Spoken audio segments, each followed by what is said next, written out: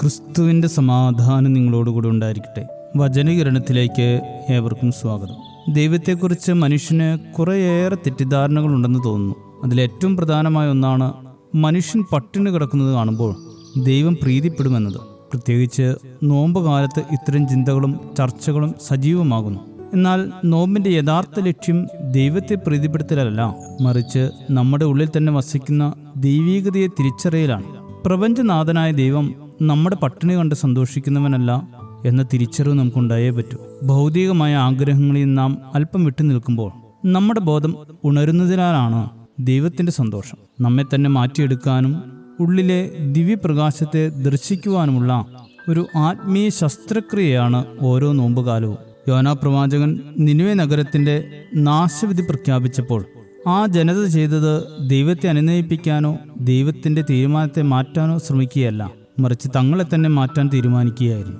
രാജാവ് മുതൽ പക്ഷിമൃഗാദികൾ വരെ ഉപവസിച്ചപ്പോൾ അവിടെ മാറിയത് ദൈവത്തിൻ്റെ പദ്ധതിയല്ല, മറിച്ച് മനുഷ്യൻ്റെ ബോധമാണ്. ഈ മാറ്റം കേവലം ബാഹ്യമായ ഒരു പ്രകടനമായിരുന്നില്ല. പുറമേ അണിഞ്ഞ ചണവസ്ത്രത്തെക്കാൾ ഉപരിയായി അഹങ്കാരം നിറഞ്ഞ തങ്ങളുടെ ഹൃദയത്തെയാണ് അവർ കീറിയത്. ദുർമാർഗങ്ങൾ വെടിഞ്ഞ് അവർ സ്വന്തം ഉള്ളിലെ ദൈവികതയെ കണ്ടെത്തുകയും നന്മയിലേക്ക് മടങ്ങുകയും ചെയ്തപ്പോൾ അവർ സ്വാഭാവികമായും ദൈവത്തിൻ്റെ കാരുണ്യത്തിന് അർഹരായി. പലപ്പോഴും നമ്മുടെ ആവശ്യങ്ങൾ നടത്തിത്തരുന്ന ഒരു സേവകനായി ദൈവത്തെ കാണുന്ന പ്രവണത ഇന്ന് പലർക്കുമുണ്ട്. രോഗശാന്തിക്കും ലൗകിക ലാഭത്തിനു വേണ്ടിയുള്ള ഒരു യന്ത്രമല്ല ദൈവം, മറിച്ച് നമ്മുടെ ഓരോ ശ്വാസത്തിലും നിറഞ്ഞു നിൽക്കുന്ന ഒരു വലിയ സാന്നിധ്യമാണ് ആ ദൈവം.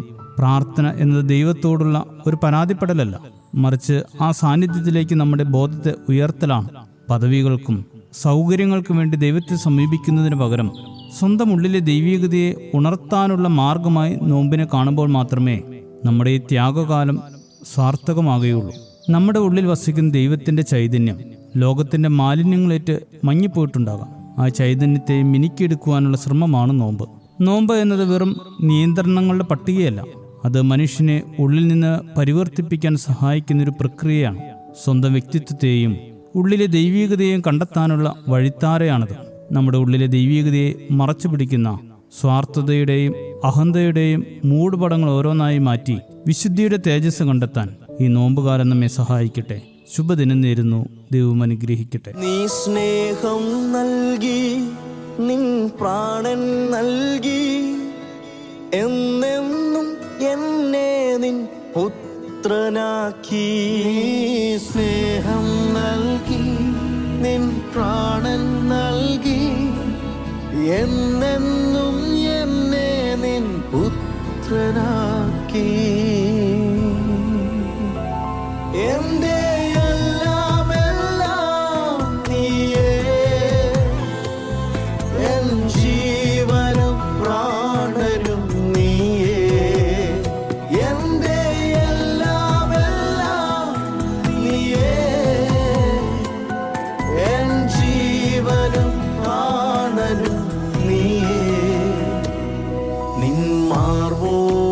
ചേരട്ടെ ഞാൻ യേശുനാഥ,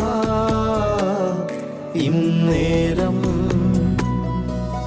നീയാണ് എല്ലാം എല്ലാം, എന്നുമെന്നും എൻ പിതാവ്.